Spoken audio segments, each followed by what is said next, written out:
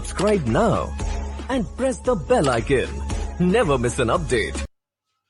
Hello students, I am Ravindra Dahiya, motivational speaker, educational counsellor. आज की video में 12th क्लास के कुछ ऐसे सैंपल क्वेश्चंस डिस्कस करूंगा आपके साथ में इंग्लिश के, जो एग्जाम में आ सकते हैं और इनमें से कुछ क्वेश्चंस पिछली बार के कई सारे एग्जाम्स में आए भी हैं और 2021 के बोर्ड एग्जाम्स में भी इनके आने की पॉसिबिलिटीज बहुत ज्यादा हैं।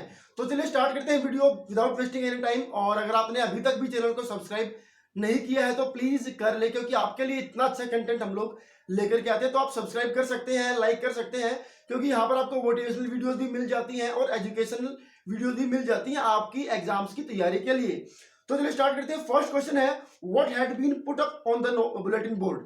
बुलेटिन बोर्ड पर क्या उस दिन लिखा हुआ था, लिटिल फ्रेंच ने क्या देखा। द लास्ट लेसन से ये जो है क्वेश्चन है। उसके बाद है why could Charlie not reach the third level again. Charlie फिर से थर्ड लेवल पर क्यों नहीं पहुंच पाया। थर्ड लेवल चैप्टर से ही ये क्वेश्चन है। ये पिछले साल ही जो है सिलेबस में ये वाला चैप्टर आया था, तो उसी से ये क्वेश्चन है। What did Derry tell his mother why he wanted to go back to Mr. Lamb? Mr. Lamb के पास वापस जाना चाहता हूं। डेरी ने ऐसा अपनी मदर को क्यों कहा और क्यों वापस जाना चाहता था। What was Frank's fear as he was going to school? जब लिटिल फ्रेंच स्कूल जा रहा था तो उसके मन में क्या फियर था, ये आपको बताना है। स्टूडेंट्स मैं आपको बता दूं, 12th क्लास की बुक में जितने भी चैप्टर सिलेबस में है इस साल 2021 के लिए, उन सभी की समराइज वीडियोस मैं आपके लिए ऑलरेडी बना चुका हूं। अगर आपने नहीं देखी है तो आप चैनल को सब्सक्राइब करके वीडियोस के ऑप्शन पर जाकर के वहां से सभी वीडियोस अपने लिए देख सकते हैं। जो भी आपके काम आने वाली वीडियोस है, सभी वीडियोस की समराइज कैप्चर जो है वो आपके लिए मैं बना चुका हूं। चलिए नेक्स्ट क्वेश्चन है, Why did the red trap seller develop a negative view of the world? Red trap seller ने इस दुनिया के लिए एक नेगेटिव व्यू क्यों बना लिया है। उसके बाद अगला क्वेश्चन है, what according to the red trap chapter से क्वेश्चन था, what according to the poet drive the sadness away from our lives. ये थिंग ऑफ ब्यूटी से ये पोएम से ये क्वेश्चन है कि क्या लगता है पोएट के अकॉर्डिंग क्या चीजें हमारी जिंदगी से सैडनेस को दूर कर सकती हैं। Why did the governor instruct Jackson to search मैकलरी।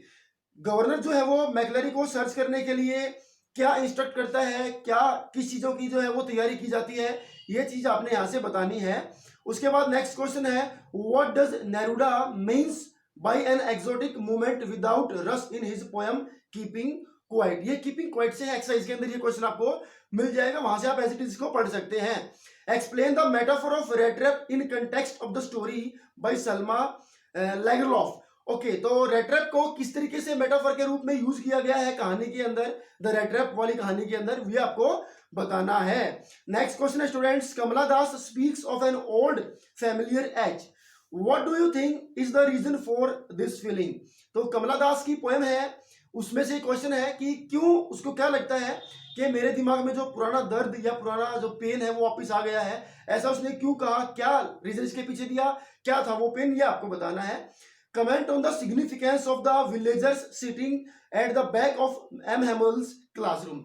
M Hamel के क्लासरूम के पीछे जो सभी विलेजर्स आकर के बैठ गए थे लास्ट डे पर, तो उसको आप किस तरीके से देखते हैं, क्या उसकी इंपोर्टेंस है।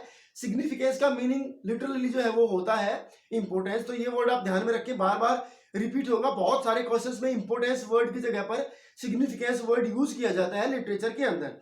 उसके बाद है, little has moved with time it seems in Firozabad state any one reason why the writer say this.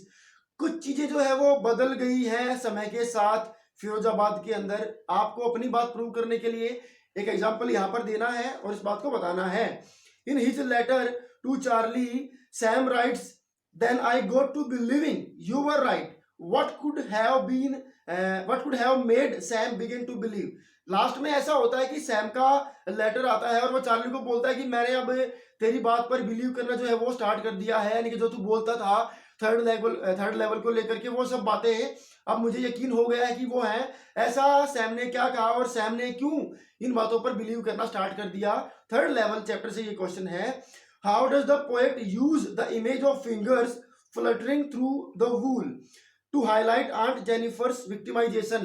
तो कैसे आंट जेनिफर टाइगर से ये पोएम से ये क्वेश्चन है कि किस तरीके से वो वूलन का काम कर रही थी, उसकी जो उंगली है वो कांप रही थी, ये किस बात का सिंबलाइज है, ये सारा का सारा आपने यहाँ पर बताना है।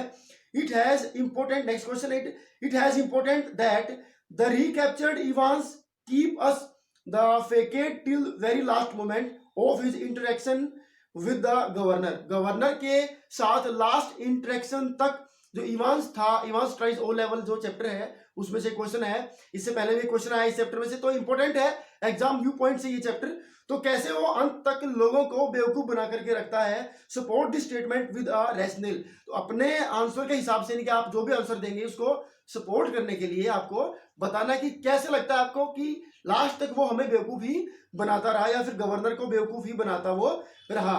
सडाउ, next question is Sadao's acceptance of the general's plan to assassinate Tom was counterproductive to having put him on the path of recovery, substantiate with reason। तो क्या लगता है आपको कि जो उसको मारने के लिए, यानी कि जो प्रिजनर उसके घर पे रुका हुआ था उसको मारने के लिए जो लोग आ रहे थे और बताया डॉक्टर सदाव ने गवर्नर को कि ऐसे ऐसे सारी चीजें हैं, तो ये एक तरीके से एक काउंटर पार्ट था, मीन्स के उसने जो कुछ किया उसको बचाया, ये उसके पश्चाताप के लिए, उसके अगेंस्ट के लिए कि भाई चलिए मैंने ये काम कर दिया है, शायद मैं देशभक्ति की बातों पर खरा नहीं उतरा, उसने जनरल को बता दिया ये सब कुछ, और उसको मारने के लिए लोग जो आने वाले थे ये एक दूसरे का ऑपोजिट है, तो ये कहानी में से आपने प्रूव करना है, या उसने अपने उस बात को छिपाने के लिए, अपने गिल्ट को छिपाने के लिए गवर्नर को ऐसा बताया कि, और उसके बाद उसको मारने का फैसला लिया गया, तो किस तरीके से ये चीजें एक दूसरे का काउंटर पार्ट है वो आपने बताना है।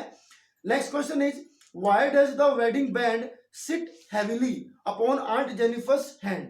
आंट जेनिफर टाइगर वाली पोएम से ये क्वेश्चन फिर से है, इसमें पूछा गया कि उसके हाथ में जो वेडिंग बैंड था वो उसके लिए बर्डन किस तरीके से है, किस तरीके से उसके लिए वो भार है, तो ये आपको यहाँ पर बताना है। तो स्टूडेंट्स ये क्वेश्चंस मैंने वो डिस्कस किए हैं जिनके एग्जाम में आने के चांसेस बहुत ज्यादा स्ट्रॉन्ग हैं, और ये 2 और 3 मार्क्स में ये क्वेश्चंस आपको देखने को मिलेंगे।